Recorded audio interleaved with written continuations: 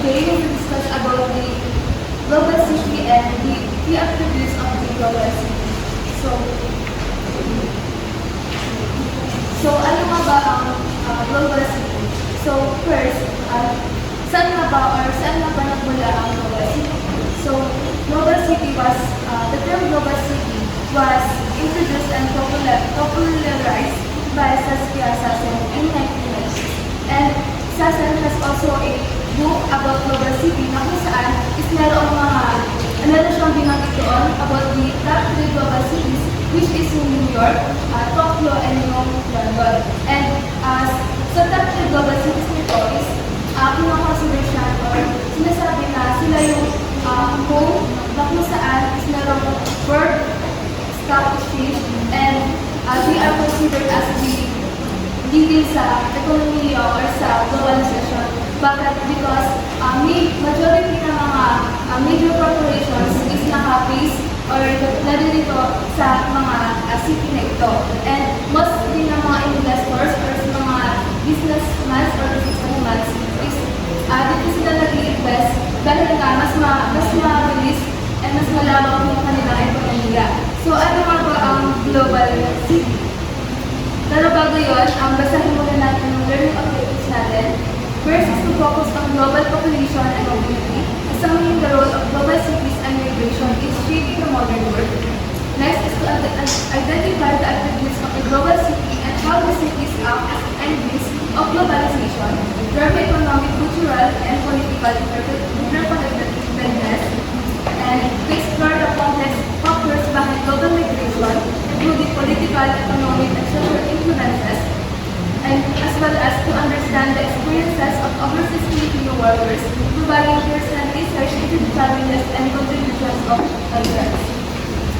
So, ano nga ba ang global city? So, the term global city refers to urban centers that plays a pivotal role in the global network of culture, political, and economic. So, bakit economical and economic exchange? Bakit nga ba nagkakaroon ng palitan or ng trade? Dahil nga, sa mga global city nito is merong diverse population. Ano nga ba ibig sabihin ng diverse population?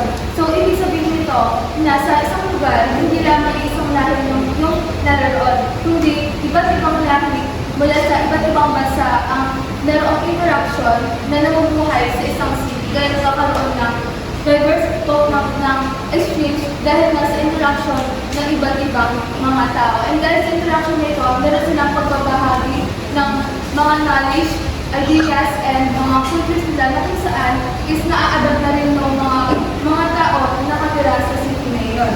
So ano nga ba ang kahalagahan ng global city sa globalization? So sa pamamagitan ng global city, sila yung namumuna sa pagpapalawak ng ekonomiya. Sila yung nag-empower, yung nagpropromote ng interconnectedness at ng interdependence ng mga bansa. Dahil sa pamamagitan ng mga global city, is yung nagpropromote nila and very advocate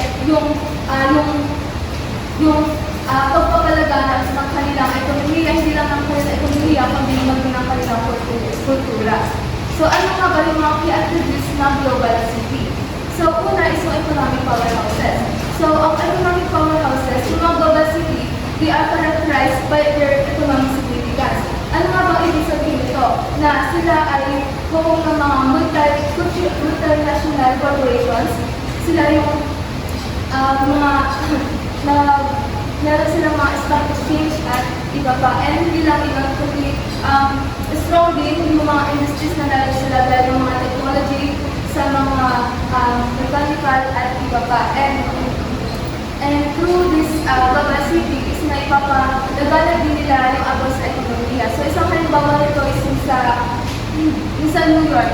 It has the largest stock market in the world. And yung Paris na kung saan is meron siyang host na maraming corporations, mga major corporations na kung saan hindi ako nagkakamalas na sa 600 plus yung mga corporations na hinuhost nito ay samantala sa New York 217. So, dito makikita natin na sa mga global cities, meron silang malawak na ekonomiya, meron silang malaking influensya in terms of economy. And next is yung cultural influence. So, mga global city, meron silang katangian na mag-attract ng mga tao, ng mga ideas, ng mga talents mula sa iba't ibang panig ng mundo. And sa cultural influence, dito din makikita yung mga global city na kung saan is meron silang malaking part na nai-impart para maibahagi yung mga kultura sa iba't ibang bansa. Sa halimbawa nito sa Paris, na kung saan they are known para sa as fashion and art, na kung saan is every year, 4 times a year nangyayari yung Paris Fashion Week, wherein meron din yung interaction ng iba't ibang mga fashion designers, mga influencers, mga artists, like yung mga Chanel, Louis Vuitton, at iba pa.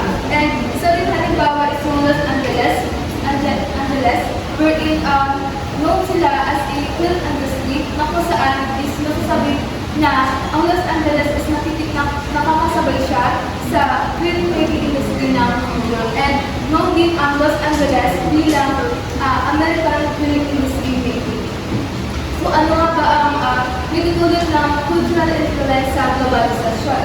Sa pamamagitan ng cultural influence na ito is naipapaalam sa mga tao yung mga about sa culture, nag-attract ito ng mga international attention, and dahil dito is nagiging open din yung mga tao para ma-share nila yung kultura nila. And magkakaroon din dito ng interaction sa cultural influence. Ito din yung magiging pagkakataon para magkaroon ng interaction yung mga iba't ibang lahi mula sa iba't ibang bansa. So next is yung political power. Ano nga ba ang ibig sabihin nito? So political power, so yung mga global city nito, sila yung mga center or sila yung mga hosts na kung saan dito yung merong occurrence ng governance, yung policy making, pagkulita ng mga international law, and dito din yung occurrence, and dito din sa mga city na ito is nakabase yung mga, or nakabase yung mga international organizations. So, isang halimbawa natin is yung Washington DC na kung saan is sila rin yung ito yung political power nila US, and pinatuloy din siya bilang seat of American state power. And isa rin halimbawa is yung Brussels, wherein dito nakalungit yung European Union headquarters. And yung Geneva, wherein ito yung nag-host ng European headquarters of the United Nations and other international organizations. So ano nga ba ang mga itutulong dito sa globalization or globalization? So sa pamamagitan ng mga global city ito is nagkakaroon ng tamang pumupuno sa bansa habang nagkakaroon tayo ng pagkakaisa, interdependence, and interconnectedness. Kasi sila yung mga city na nagbibigay ng kaayusan sa buong mundo. And next is yung technological innovation. Ano nga ba yung kahalagahan ng mga global city sa globalization? So sa pamamagitan ng mga city na ito, di ba, yung mga city kasi na ito, meron silang advanced na technology, meron silang mga sustainable development na ipinapatupad, mga innovation na kung saan is napaka-usbong or napaka-unlad dito yung mga bansa. At hindi lang yung bansa nila yung napaka-unlad nila, kundi yung ibang bansa din na nasa mundo. So typically at the forefront of technological advancement. So isang halimbawa nito is yung Silicon Valley, na kung saan is known siya as a technology and innovation hub, wherein maraming tao, mga engineers or experts ang gusto na magtrabaho doon. Bakit? Kasi meron sila mga magagaling na mga IT experts and meron silang high technology. Kaya isa na dito sa nag-a-attract or ito rin yung isang binibigay ng global city. Meron silang economic opportunities, and at the same time, meron din yung influence nila when it comes sa technology. So next is yung diverse population and international connectivity. So ano nga ba ang ibig sabihin dito na, ano ba ang diverse population? So gaya ng sabi ko kanina,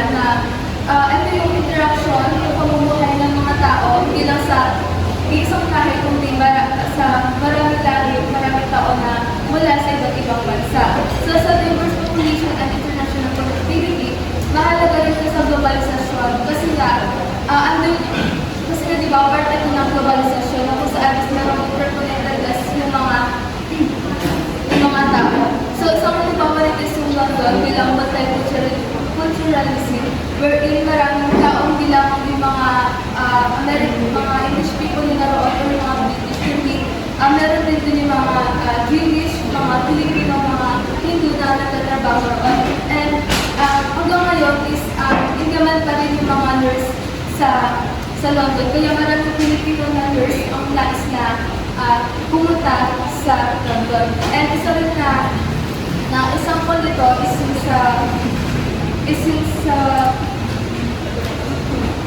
sa New York, wherein na makikita din natin na marami rin mga tao mula sa iba't ibang bansa ang namumuno dito. So, isang characteristics ng global city is yung diverse population kasi nga maraming tao yung nagtatrabaho dito na mga dito mula sa iba't ibang bansa. And hindi lang yung pamumuhay nila yung naiwakang country nila, kundi pati yung mga culture nila na kung saan sa mga global city is meron silang in-over or ipapakita nila yung iba't ibang kultura na iba't ibang bansa, yung mga cuisine, yung mga language, na kung saan is pwede nilang tinatanggap.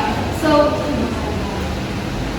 sa political power din, mahalaga din siya sa globalisasyon kasi nga, sila yung mga nagpapatupad ng batas, ng mga nagpapasaayos ng mga batas, hindi lang sa kanilang bansa kundi sa globalisasyon.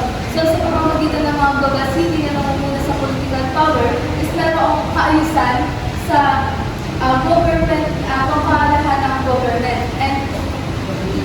And yung sa technological innovation and infrastructure, nakakatulong din siya sa innovation at sa globalisasyon para na sa ganoon is yung mga iba't ibang bansa is ma-adapt din nila yung mga innovation, yung mga innovation na ipinapasutupad ng mga bansa ito. So, halimbawa din pala ng technological innovation and infrastructure ay yung South Korea na kung saan is andun yung pag-i-invest nila sa advanced na technology, andun yung pag-i-innovate nila gaya nila Singapore, andun yung pag-i nila ng technology para ma-innovate yung pamumuhay nila, yung urban life nila. So, ayun naman yung key attributes ng global city sa globalization. Good morning everyone, I'm Jen. And today I'll discuss how cities serve the idea of globalism or kung paano natutuloy makina ng globalisasyon ang mga action. So first is economic exchange network. So the global cities are important hubs for international trade to make it easier for capital, goods, and services to be distributed around. So ibig sabihin, sa pamamagitan ng cities, mas napapabilis ang distribution ng mga goods and services. So like for example, itong New York Wall Street. So itong New York Wall Street is financial capital of the world. Meaning, part siya ng New York at dito nagagalap yung mga magandang trading. Specifically sa New York Stock Exchange. Next one is cultural exchange. Since the city serves as a migrant role by promoting cultural exchanges, migration, and tourism. Sabi dyan, promote cultural exchange. So, sa pamamagitan ng pag-migrate ng ibang tao, ganyan. So, pagkita ng pag-migrate and tourism, or tourism, diba? And sabi dyan, serves as cultural bridges na nagsisilbintulay sa pagtuklas ng iba't ibang kultura. So, for example, itong global sa Hollywood and the export of American culture.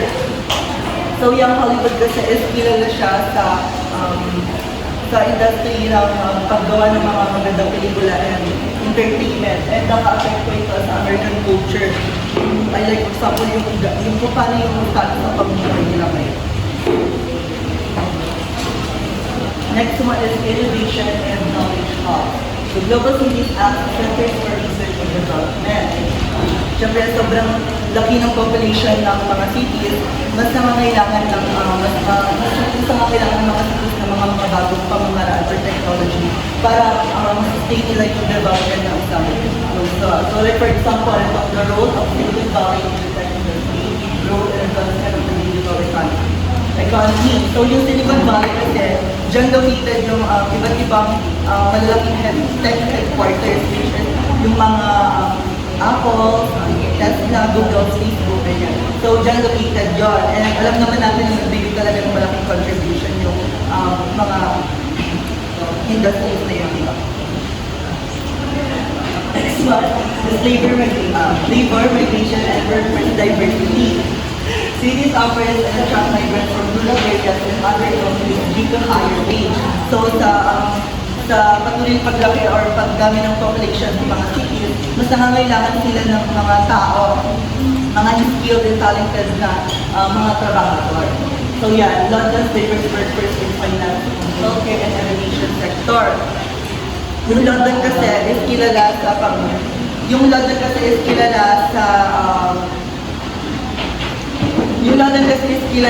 sa mabilis ang paglaki ng ekonomiya, and that's why kinakailangan nila ng mga tao. And nagkaroon din kasi ng 24 ng EU expedition, which is nagkaroon ng freedom or free movement yung mga Eastern European, na kung saan ay nagkaroon sila ng opportunity na magtrabaho sa London.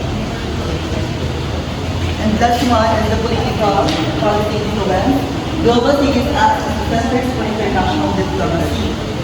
Meaning na ang mga cities ay nagsisilbing sentro ng pag-ipag-ugnayan at negosasyon ng ibang bansa.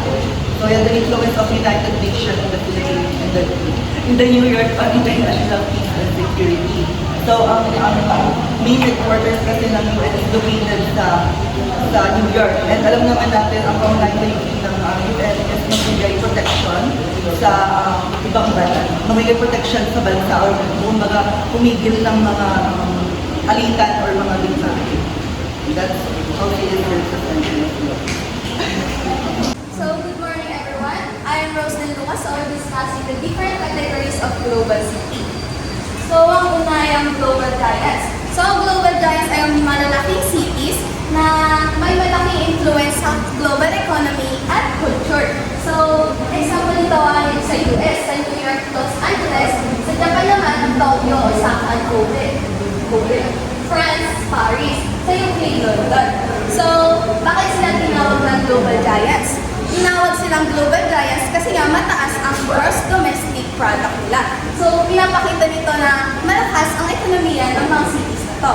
And ang mga cities nito ay hubs for financial markets and major corporation. Example nito ay sa New York. So, sa New York, nakakon ang Wall Street. So, ang Wall Street ay isa sa pinakamalaking financial centers sa buong mundo.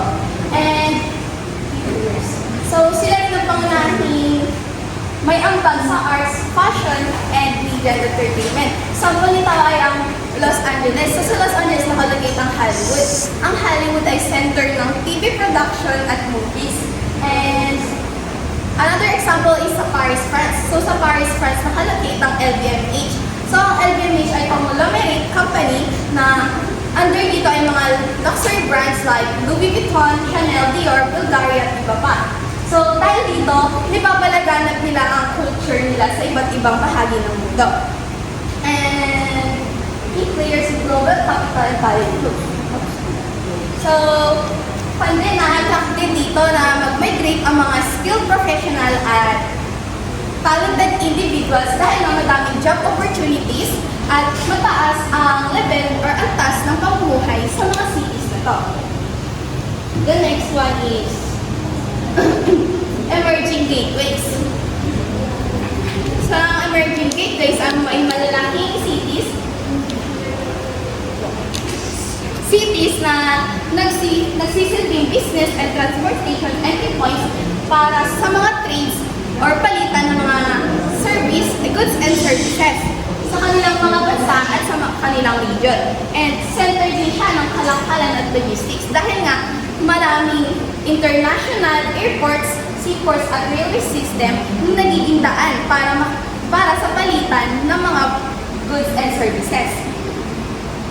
So, halimbawa nito ay ang Africa sa Johannesburg, Asia sa Mumbai, sa Latin America naman ay Sao Paulo, and Middle East is Istanbul.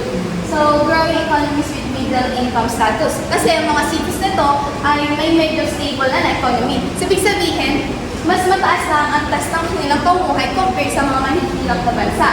Ngunit, nagalagay sila sa global curve of competitiveness. Kasi nga, kulang sila sa infrastructure, education system, at technological advancement compared sa mga developed cities. So, kapag na-solve nila ang kanilang pagkukulang sa competitiveness, so, may malaking potential sila para maging key players sa economy, global economy. Susunod ay ang Factory China. So, ang Factory China ay binubuo ng 22nd and 3rd tier Chinese cities. So, ibig sabihin, mga cities na ito ay hindi kasing laki or kasing influensya ng mga cities like Shanghai or Beijing. Sa halip, nakaasa lamang sila sa export-intensive manufacturing. Ibig sabihin, paggawa o pag-export ng mga products para lamang tumaas ang kanilang economy. And sila din ang manufacturing house sa paggawaan ng mga products like textile, technologies, machinery, at iba pang consumer goods. Kaya maraming international company ang nagpupunta dito para magpagawa ng kanilang product dahil nga mura ang labor at malaki ang production capacity sa Factory China. Then simula ng 2000, naging mabilis ang paglago ng Factory China dahil tumaas ang demand ng Chinese-made products sa international market.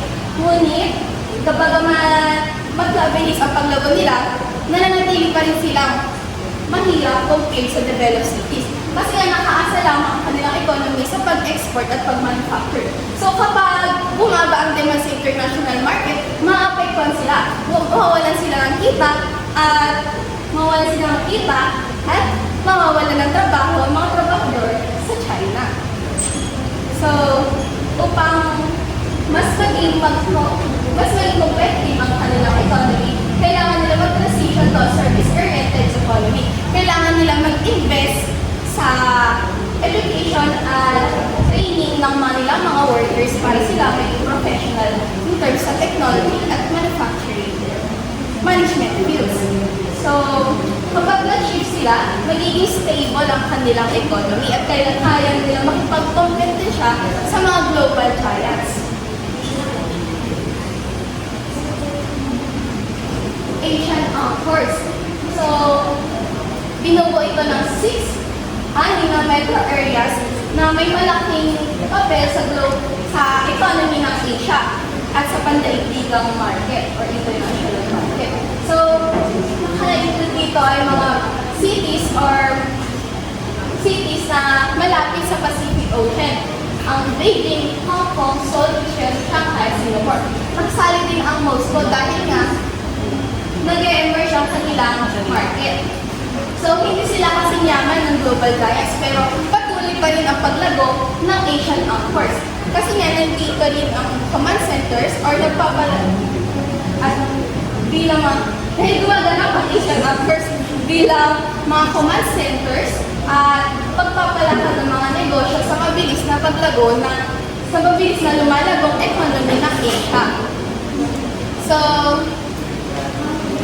dahil nga sa kanyang location na malapit sa Pacific Ocean, nagsisilbi itong entry at exit points ng mga trades. Kasi nga may world-class airports, seaports, at transportation system, kagaya na lamang ng Shanghai Port. So, ang Shanghai Port ang pinaka-busy na daungan sa buong mundo dahil madaming pupunta dito para makipagpalitan ng goods at services. So, dahil nga mataas ang kanilang level ng economy dito, madaming pumupunta ang FDI. Kasi nga na-attract sila sa stable economic policy at advanced infrastructure sa Asian Anchors. So, mabilis ang economic growth ng Asian Anchor at patuloy na nagiging key players sa global economy. The next one is knowledge capitals. So, 19 mid-sized highly innovative cities are under the US, Boston, Dallas, San Jose, Seattle. Sa Europe naman ay Amsterdam at Zurich. So, ang mga cities nito ito ay center ng innovation o makabagong idea. Napakahalaga ng contribution ng mga cities na to sa global economy dahil sa kanilang pagiging innovation hubs. Dahil nakalagay din dito ang mga global tech giants like Google and Apple na ay sa Silicon Valley. So, dahil nga sila knowledge capital, so madaming skilled professional at experts sa different fields ito. Kaya maraming pumupuntang international investors para magtayo ng kanilang mga business here dahil madaming skilled workers dito. And then, dahil mataas ang level or quality ng kanilang education, nagmumula rin dito ang mga innovators or mga entrepreneurs. So, galing sila dito kasi nag-aral sila. And then, nakalagay din dito ang mga top universities at research university like MIT, Massachusetts Institute of Technology na nakalagay sa Boston at ETH Zurich sa Switzerland. Ang mga to ay mga global research institutes, sabi sabihin, sila ay mga may world-class education in terms of research. And then, nangunguna din sila sa pag-develop ng new technology at knowledge. So, kailangan nila mag-research para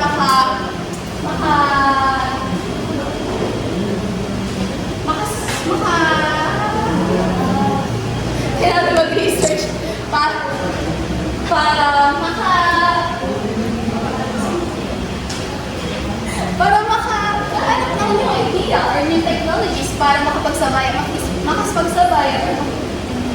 para kaya makapagsabayan sa mga Asian anchors at mga global giants.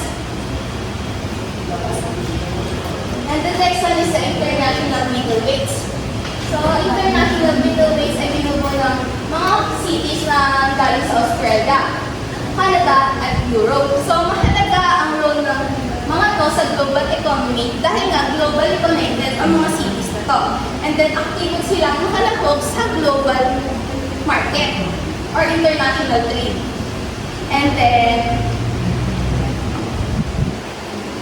so, nakalagay din dito ang mga international airports, seaports, and financial system or sectors na nagpapadali sa kalakalan or balikan ng trade ng goods and services. And then, so, mataas din ang level or quality ng life here. Kaya maraming pumupuntang mga skilled workers and talented individuals para maghanap ng kanilang trabaho dito. And then, sabi ng economic growth po, nag-struggle sila sa 2008 financial crisis. Kasi nga, globally connected. So, maapektuhan sila kapag bumaba or nagkaroon ng crisis sa global giants. Magkakaroon din sila ng crisis. Kasi nga, connected sila doon. Kaya upang makabawi, naghanap sila ng kanilang papel sa global economy. So, yung Toronto, sa Melbourne, naging center siya ng education at tech innovation. Pero ang cities ko ay may iba't ibang paraan or level of success para makabangon sa financial crisis. Ang iba nagtagumpay para mag-relevant sa global economy, while yung iba nahirapang bumangon kasi nga kulang sila ng mga investors.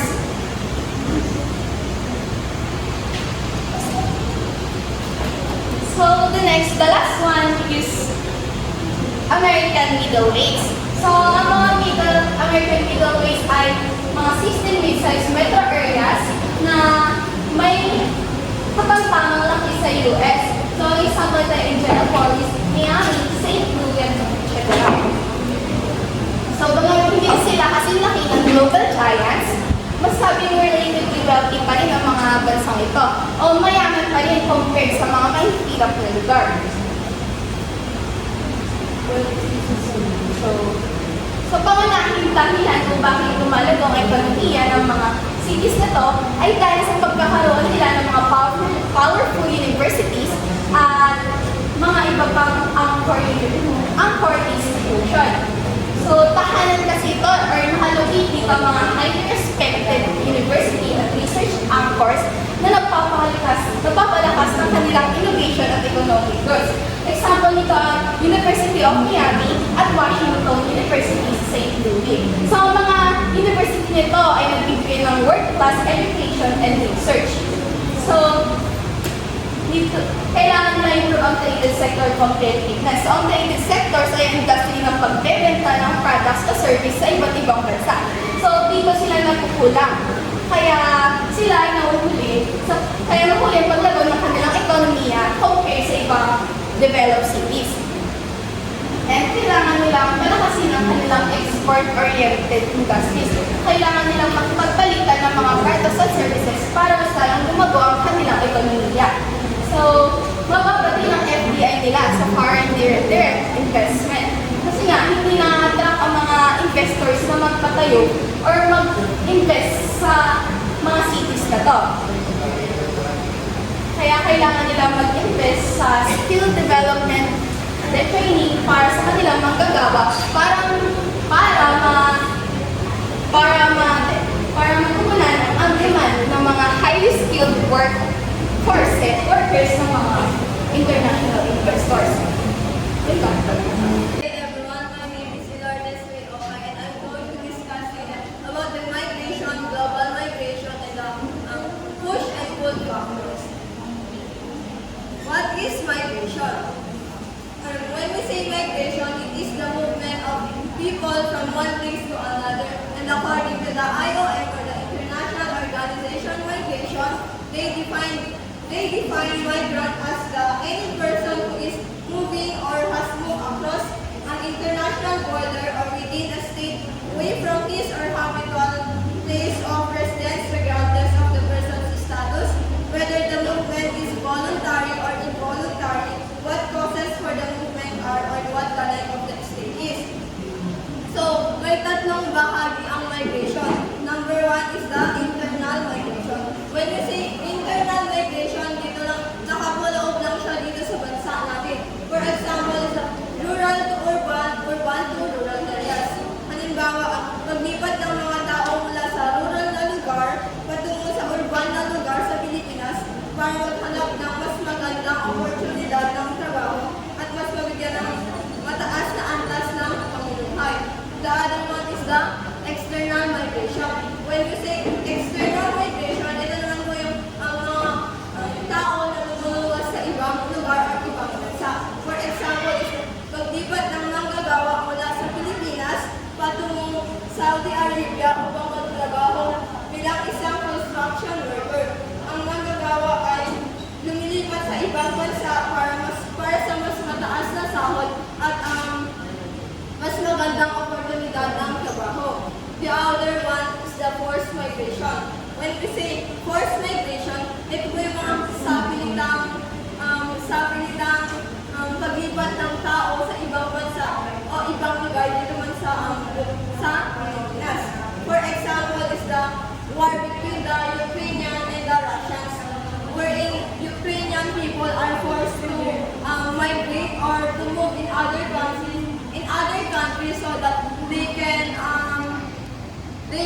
move for their own safety.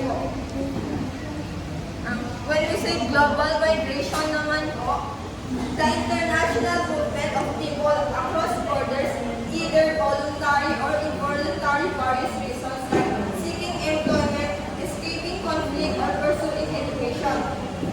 Global migration encompasses the movement of people from one country to another, whether for short-term or long-term stays, and includes both voluntary and involuntary movements. For example, when we say voluntary migration, occurs when a migrant is knowingly and willingly decide to leave their country and are able to enter another with the approval of the authorities. Example is the labor migration. Labor migration for work, education, they enter through educational or cultural exchange programs that places the student in educational institution. When we say involuntary migration naman po, for example, nito is the war between Israel and Palestine, wherein the Palestine people are forced to move in other country or other places so that para po sa kanilang safety. And now let us discuss all about the push and pull factors.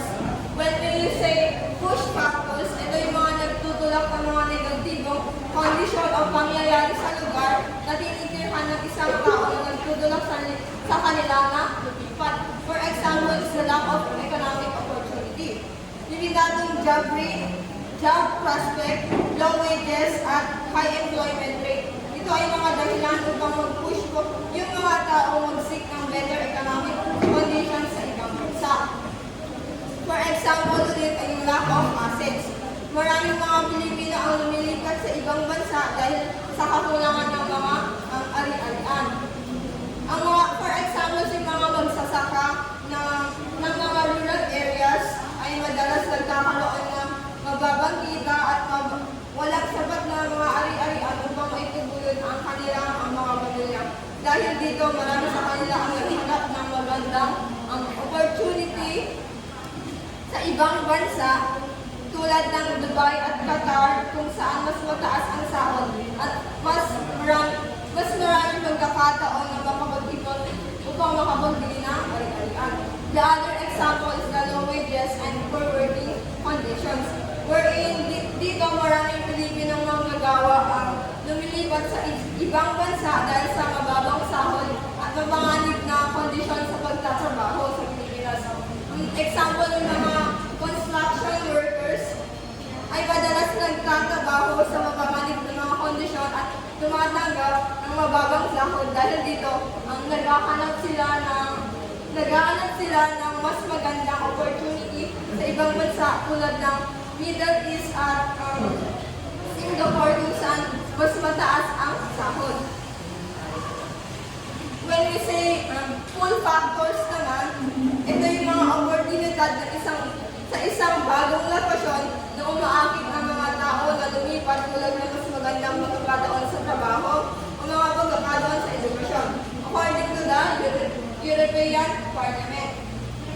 For example is the job availability. May maraming bakanteng trabaho ay isang malaking pang-akit para sa mga mas potensyal na ang magagawa.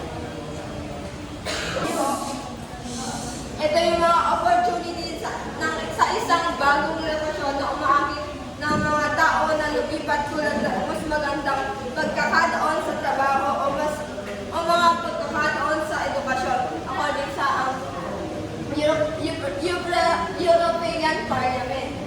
Example is the job availability.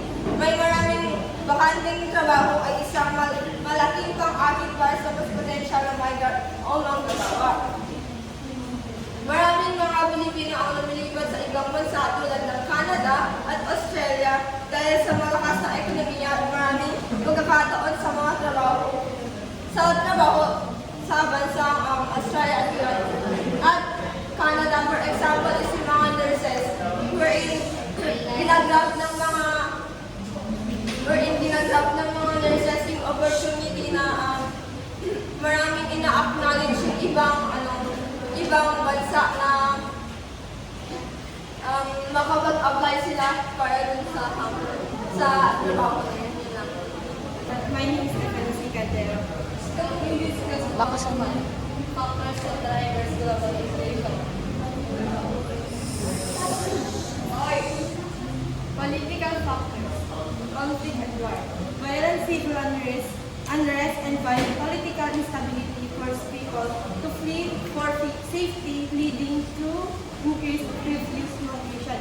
Ang halimbawa ay po dito, nag-migrate sa ibang lugar o bansa ang mga tao kapag mayroong nangyayari na mga war na nakakatakot sa kanila at sa buong bansa. Example po dito yung sinabi ni Okay na yung Russia versus Ukraine. Noong nagdigmaan, noong 2022, dahil sa malawakang pagkawasak sa Ukraine, maraming tao ang napilitang umalis sa kanilang bansa.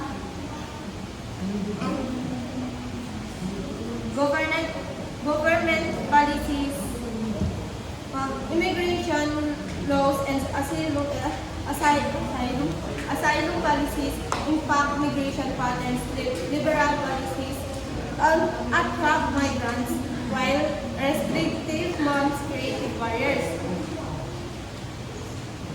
Ang mga batas sa migration at mga patakaran ng asylum ay nakakaapekto sa mga pattern na paglilipatan ang mga liberal na example with dito ay squad. Yung rules natin dito at sa rules ng Japan. Di ba dito po ay squad. Yung rules po dito ay pangit. Then sa Japan po is maganda. Maganda. Tapos yung sa Japan kasi is maganda yung rules nila. Parang yung nila din is maganda yung kapaligiran. Mga ganun.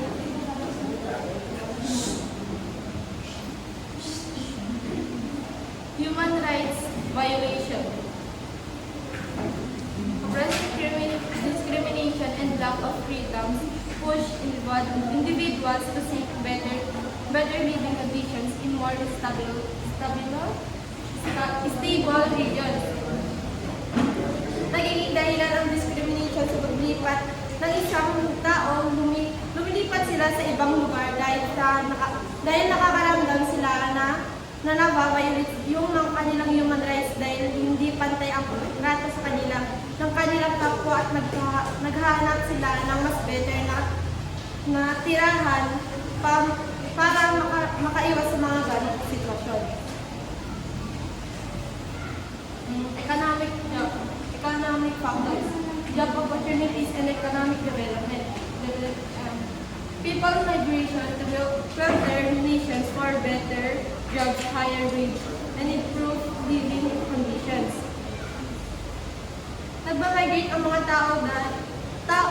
tao or workers sa ibang bansa kadahilan may mas magandang opportunity at mataas na salary kaysa sa kanilang sariling bansa.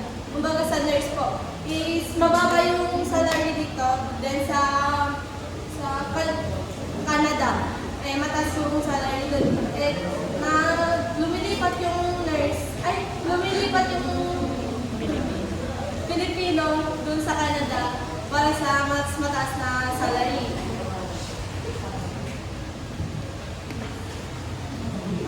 Labor markets. Demand for skilled and unskilled workers in industries like healthcare, technology, and carpentero, construction workers, domestic workers, and eto. Halimbawa po dito is yung sinabi ni Okay. Dun sa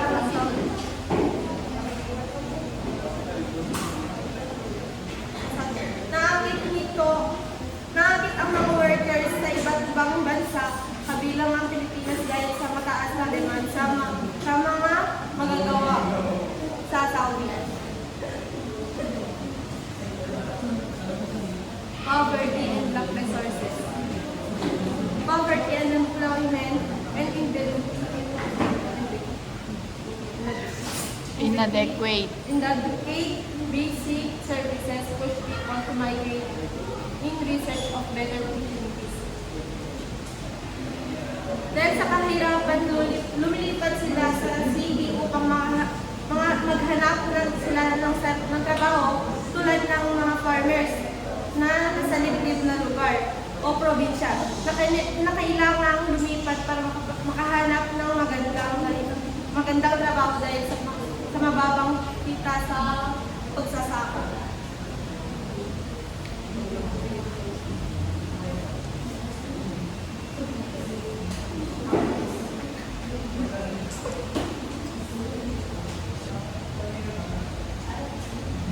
Cultural factors, cultural exchange, and global networks. People migrate to regions with family, join diaspora communities, or integrate into culturally familiar environment.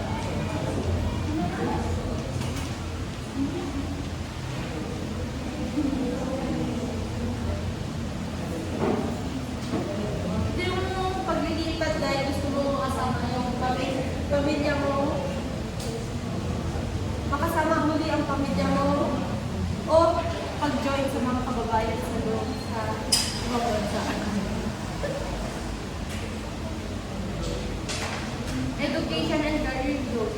Migration, higher education, and professional development fosters cultural exchange and global relationships. Tulad ng professional teacher na gustong lumipat sa ibang bansa para makakuha ng mas mataas na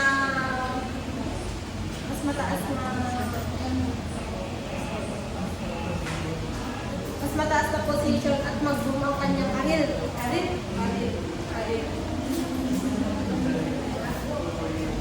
Lifestyle and quality of life.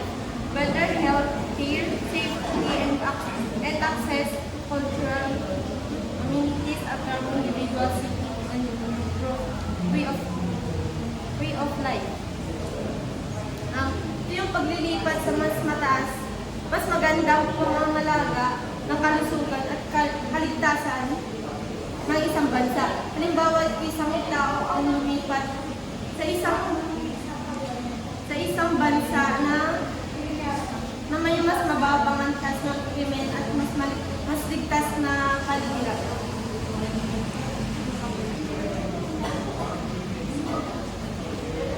Social factors, social and family unification. Many people migrate with their family members who have already settled in another country, especially due to labor migration of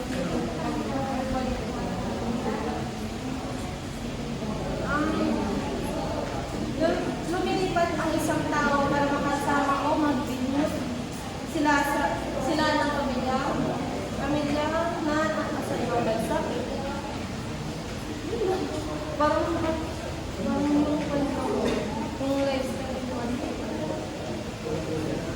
Environment factors, natural disasters, climate change, and environmental degradation force people to leave their homes with drought, floods, and disease. Dito yung lumilipat sila sa ibang lugar na mas mataas o magandang panahon dahil mas madalas silang kamanaw ng baha, kalamidad. Basta yun lang. Kamusta mo? Good morning everyone, I am Stephanie Esther and I'll be continuing the last discussion which is the global migration and my topic is types of migration. But before we go to types of migration,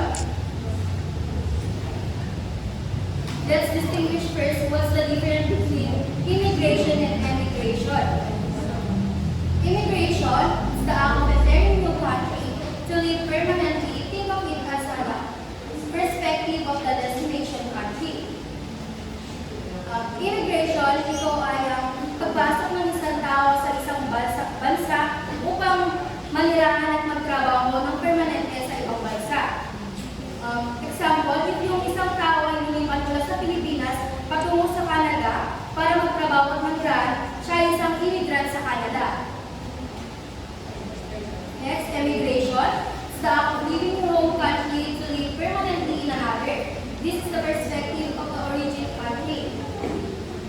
Emigration, ito ay ang pag-alis ng isang tao sa kanyang sariling bansa upang manirahan ng permanent sa ibang bansa.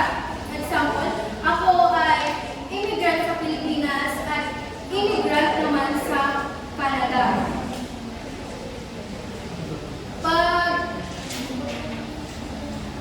Pag hindi nyo maalala kung ano pinagkaiba nilang dalawa, lagi nyo iisipin na pag sinabing immigrant, ito ang pagpasok or in. Pag emigrate naman, ito naman yung paglabas or exit. Now, types of immigration.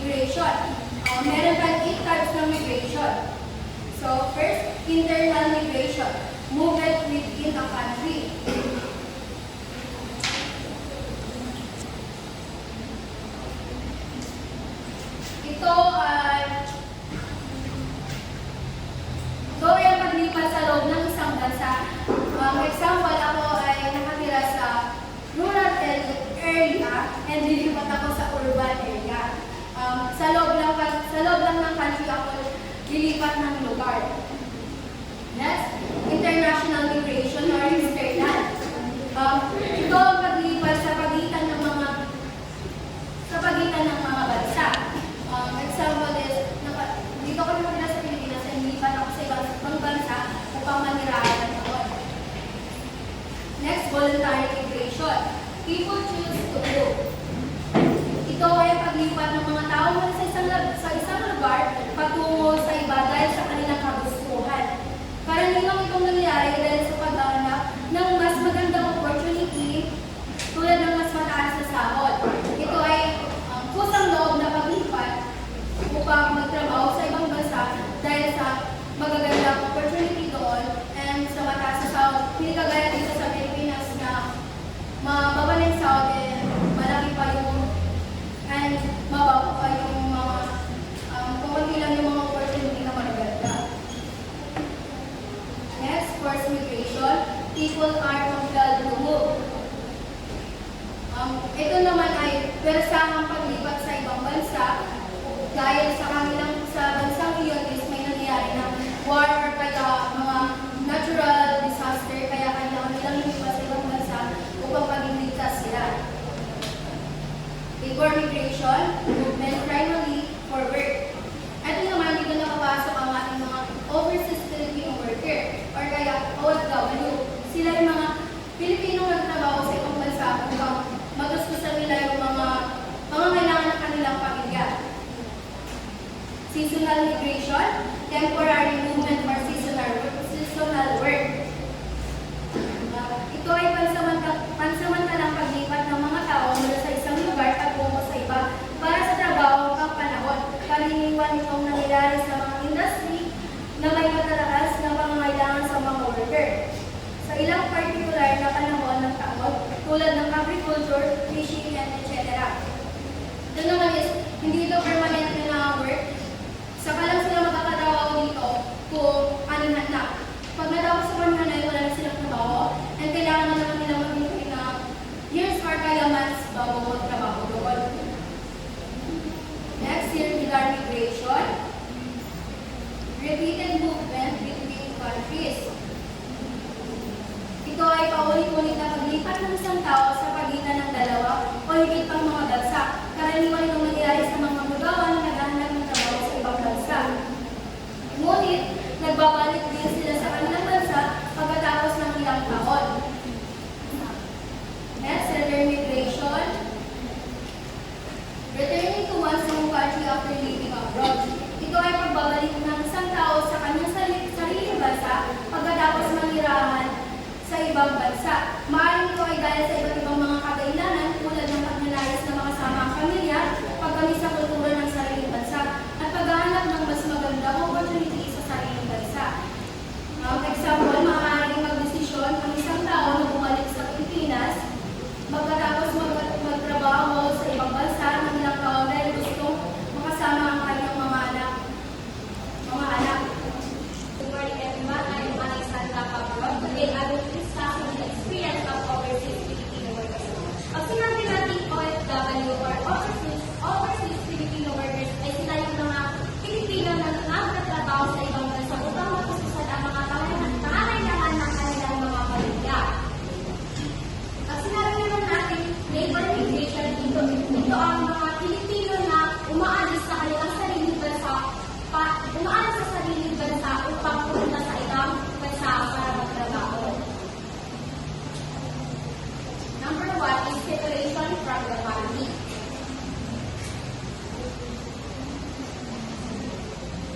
Malaking sakripisyo lalo na sa pagdating sa paghiwalay sa pamilya. Matinding lungkot at pangulila. Pakiramdam ng pagkakasala ay dalaliman lalo na para sa mga magulang na hindi masaksihan ang paglamig ng kanilang panganak.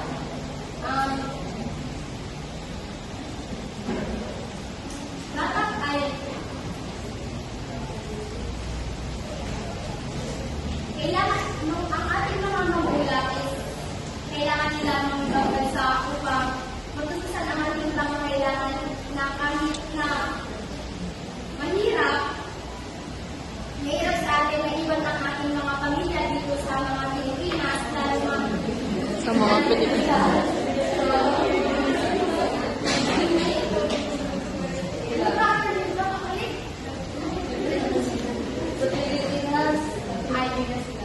Sa Pilipinas. Next. Ang ating pamilya na nasa ibang bansa na nagtatrabaho sa atin, nakakaranas din sila ng mga depresyon, stress, at iba pang mga nararamdaman sapagkat malayo sila sa kanilang pamilya na mapagsabihan or ano man yung mga nararanasan nila sa ibang bansa, hindi nila maibahagi sa kanilang pamilya. Ngunit sa pag-usbong ng mga iba't ibang online platforms gaya ng Messenger, Facebook at iba pa is sa mga iba't ibang online platforms is nakakapag-communicate pa rin tayo sa kanila mula sa ibang bansa hanggang dito sa Pilipinas dahil sa mga iba't ibang online platforms na umusbong. Next, exploitation and abuse. Alam naman natin na pag pumupunta tayo sa ibang bansa is hindi natin may iwasan na may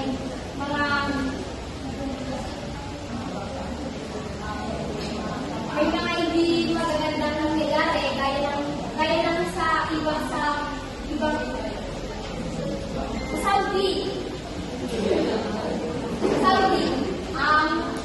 Di ba dapat ang mga lalaki is hindi nakikita ay babae, kaya hindi ba yung mga body. Basta kailangan lang magsuot ng mga mahaba o ng nakikita kasi pag nakita ng mga Arabo is pwede kanilang gasain or anuman.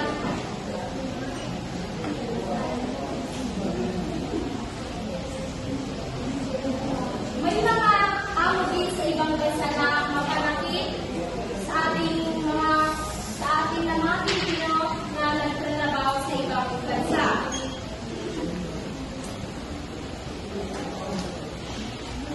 Gaya na lamang ng pagpapahirap sa trabaho ng walang pahinga, pagkulong sa bahay ng amo, hindi sapat na suporta mula. Maraming OFW, lalo na ang mga domestic workers ay nakakaranas ng mga pananakit mula sa kanilang mga amo. Dahil dito, hindi sapat na hindi kayang sapat na suportahan mula sa gobyerno o embahada sa ibang bansa. Sapagkat minsan, ang mga kanilang amo ay kinukuha nila ang mga passport at mga iba pang requirements. Next is cultural and adjustment and integration. So, pag pupunta tayo sa ibang bansa, kailangan natin na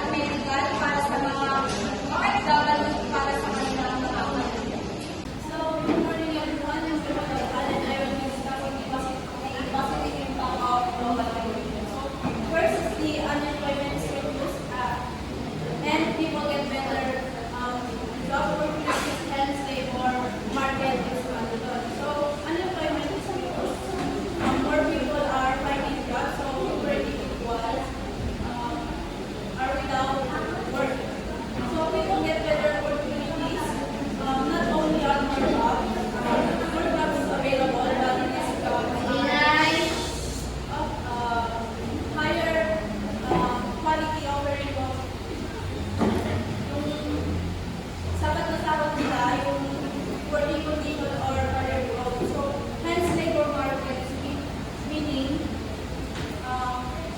they are more jobs, more people are employed, and overall, economy becomes stronger and more productive.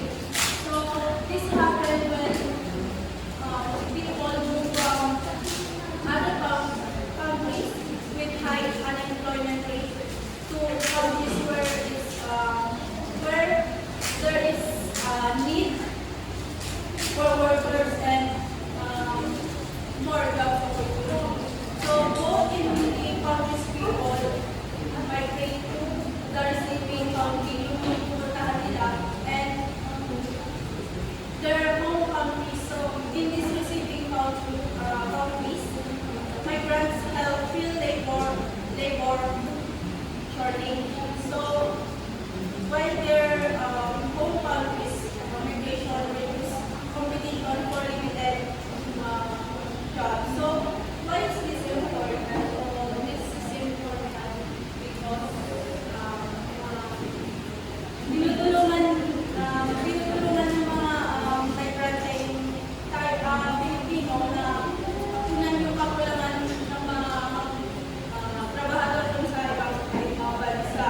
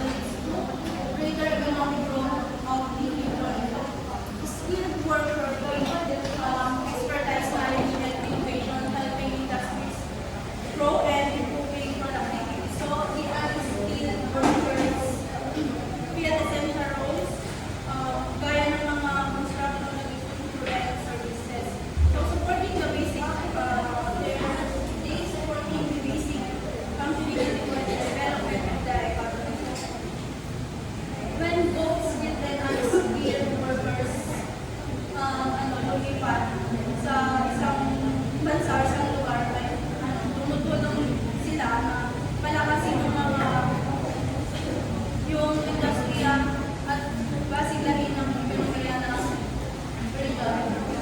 So, for example, skilled Filipino healthcare workers who countries like the US and UK strengthen their healthcare system and boost their economy. So, yung mga remittance na pinapadala nila, nagbabalik sa Pilipinas ay nakakatulong sa ekonomiya at pagpapababa ng kahirapan. At ganun yung mga so, children need better preparation for higher education. Global migration is coming to move to countries with better educational system and more advanced learning opportunities. So, in these countries, children can attend well-established schools and universities with high standard modern facilities and access to the latest technology. So, yung magiging resulta nito is children of migrant families have a greater chance of obtaining quality education which leads to better career sa kanilang future. So, hindi lamang ito nakatulong na ma-improve yung personal lives nila, but also contribute to the development of both their host country and the country of the So, the last one is the population density is the birth rate decrease. So, kapag nababawasan yung population density, is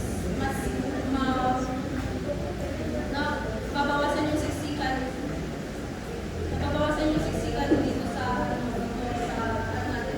natin. So, kaya mas maayos yung pamumuhay ng mga tao ay tayo. And birth rate allows families and government to focus on providing education, healthcare, and opportunities for each child. So, for example, si Japanese citizen move abroad for better jobs. So, we're making proud of the so, reducing overcrowding and making it easier to manage city resources. So, Japan has a low declining birth rate